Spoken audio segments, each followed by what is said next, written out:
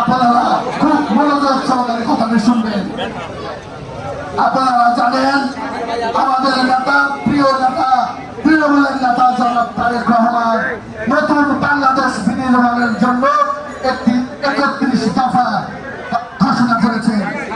আমরা মনে প্রাণে বিশ্বাস করি আপনারা এই ৩১ দফা বারংবার পড়বেন এবং আপনাদের পাড়ায়, মহল্লায়, অলিতে গলিতে এই ৩১ দফার খবর পৌঁছায় দিবেন।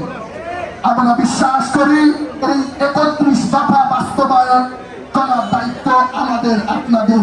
এই ৩১ দফা বাস্তবায়ন করতে পারলে আমরা নতুন বাংলাদেশের যে স্বপ্ন আমাদের নেতা, তৃণমূলের নেতা তারেক রহমান দেখছেন, এই বাংলাদেশের সাধারণ মানুষ এই নতুন বাংলাদেশ পাবে বলে আমি বিশ্বাস করি।